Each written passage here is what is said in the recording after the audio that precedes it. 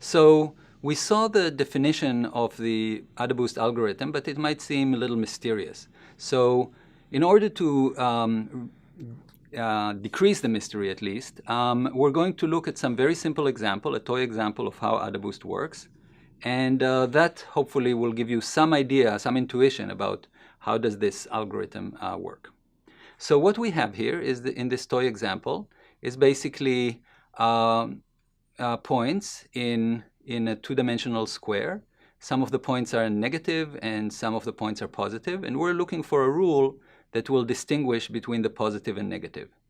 What we're going to use as a weak learner is a very simple thing. It's just a horizontal partitioning of the data or a vertical partitioning of the data. So these are the only rules that we allow the weak learner.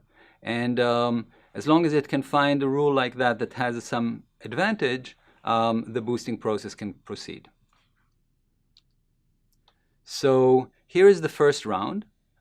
We basically found this rule going up and down here, which gets this example and this example correctly, because this is the blue side, and gets all the minuses on this side correctly, but it is incorrect on these blue examples here.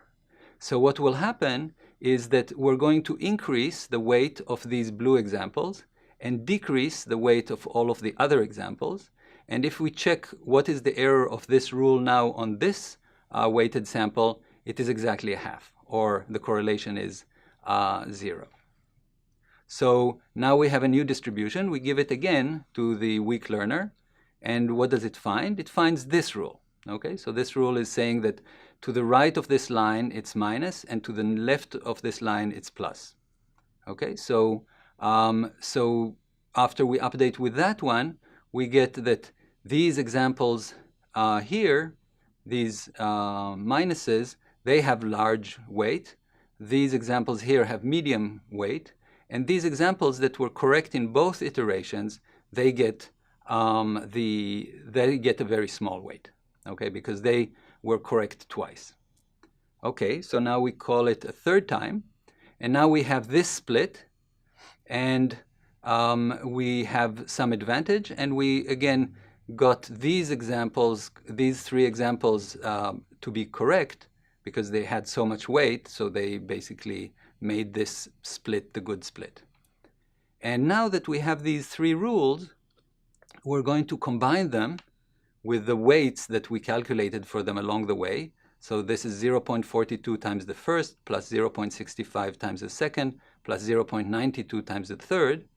And then we take the sine of that, and that gives us this rule, which in this case is correct on all of the examples.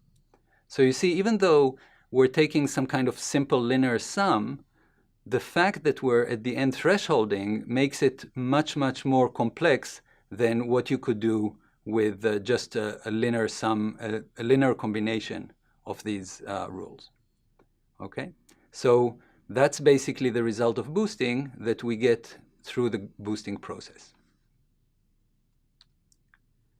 So one bit of theory that I want to give you is that if you we can prove about the training set that as long as the error is smaller than a half, or specifically, let's say it's every iteration it's a half minus gamma t. Gamma t is called the edge, and so then the training error itself turns out to be smaller than exponential of -2 times the sum of the gamma t squared. Okay, so that's basically means that as long as the gamma t's are not tiny, the training error is going to go down very, very quickly. So boosting as a block diagram looks something like this. You have this weak learner. As so far, we didn't really say much about the weak learner. It's basically just some kind of learning algorithm that can generate rules that are slightly better than guessing. And then you have a booster. The weak learner generates weak rules, and the booster, based on that, changes the weights of the examples and pushes the weak learner to find something different than what it found before. And then if you combine these things together, you basically get what we call a strong learner, something that can get a rule that is very accurate. And the rule that is very accurate looks like this. It's basically all of these weak rules combined in this weighted sum. So to summarize, AdaBoost is an algorithm for combining weak learners. The resulting weighted majority rule is more accurate than any of the weak rules. And intuitively, boosting concentrates on the hard examples. So next, I'm going to talk about some of the many ways of understanding what boosting is doing. I'll see you then.